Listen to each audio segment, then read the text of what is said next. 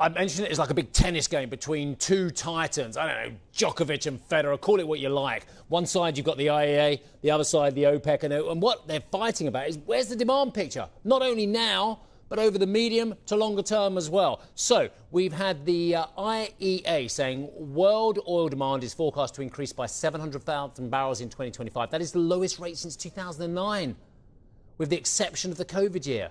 Annual growth eased from 1.1 million barrels in the first quarter of 2025 to just 550,000 barrels 2Q 2025. Global oil supply, though, is increased by a steep 950,000 barrels a day month on month to 105.6 million in June, led by, of course, Saudi Arabia. The output was up by 2.9 million barrels per day year on year, which OPEC Plus accounted for 1.9 of those as well. So you've got upping supply, weaker demand as well.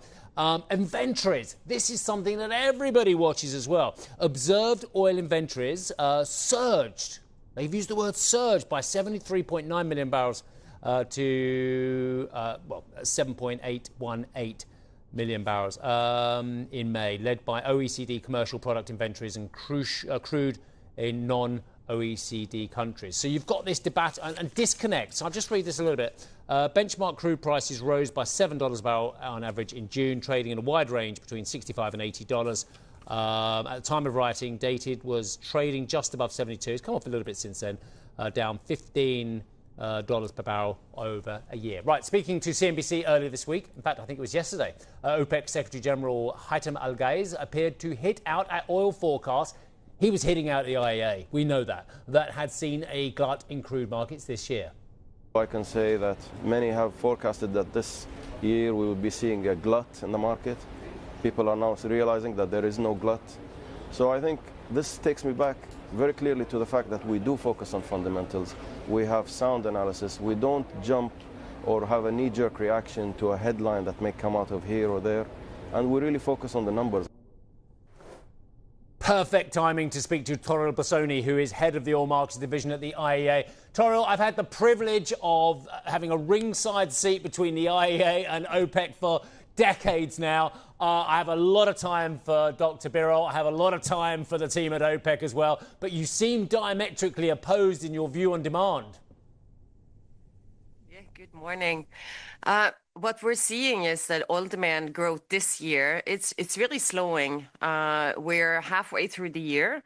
In the second quarter, the data that comes in shows that oil demand growth was only 500,000 barrels a day year on year. Chinese oil demand is declining for the third year on year for the third month in a row. We're seeing weak demand in a number of emerging economies in Asia and export dominated countries, Japan, Korea. So this is the data that we're seeing. So we're expecting about 700,000 barrels a day growth year on year in 2025 and roughly the same in next year. Toril, the evidence is as you see it at the OECD and the IEA, but OPEC, and again, we were privileged to have that interview with the SecGen yesterday as well, sees it very differently, and actually so much so that they're putting more oil back onto the market than people had expected as well.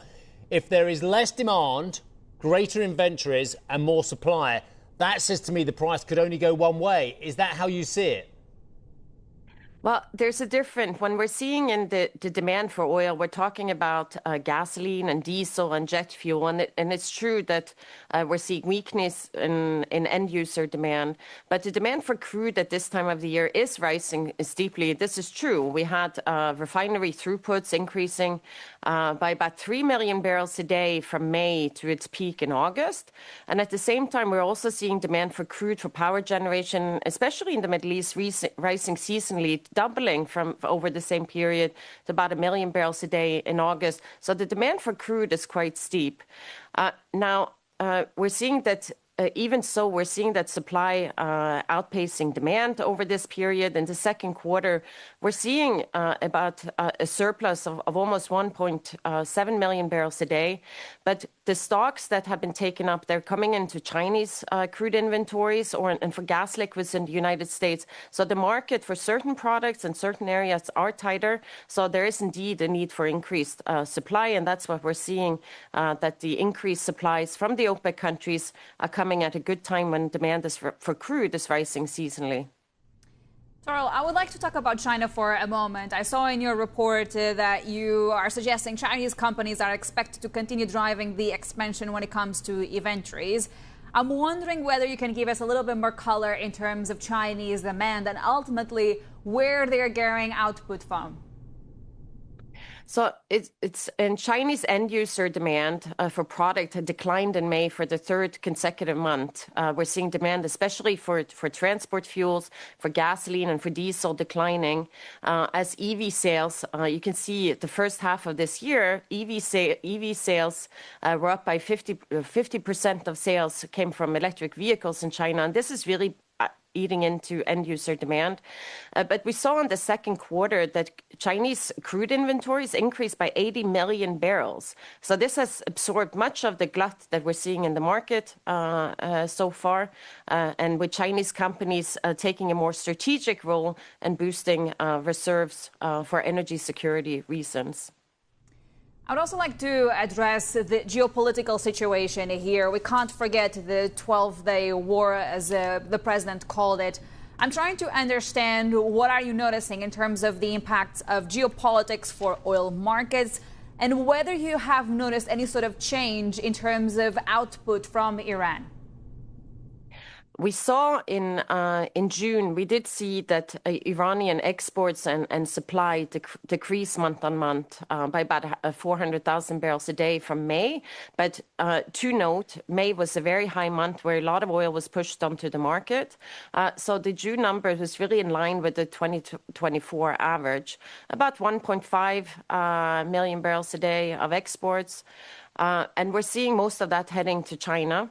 And at the same time, we saw other Middle Eastern countries pushing a lot of crude onto the market, led by Saudi Arabia, but other countries in the OPEC Plus alliance also pushing more oil onto the market as targets were increased and getting out of the Strait of Hormuz in case of any disruptions to flow. We did not see any disruptions to flow during the situation with Iran and Israel, but that was obviously a big concern to the market last month. Toril, we get so much information from you about the here and now and stretching out to the medium term, but the long-term battle remains out there. And I just wanted you to update me from the IEA's point of view. OPEC, on their long-term outlook, thinks we are not going to hit peak oil demand anytime soon. They say 2050, there's going to be like 123 million barrels of demand needed, which is roughly 20% higher than we are now, give or take as well. You refute that entirely, I presume. What we're seeing, we've been pretty consistent in our forecast for the medium term and longer term.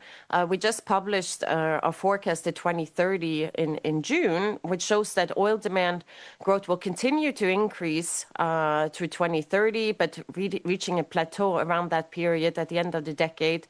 And the data that we're seeing coming in confirms our view. We're seeing oil demand growth really slowing from what we saw pre-COVID and in the transport sector in particular, where you have electric vehicles, but also in other areas where you have energy efficiency improvements, slowing the pace of growth. So we're consistent in our view that we think oil demand growth will continue for some years to come, but it's definitely slowing. And so that's our view.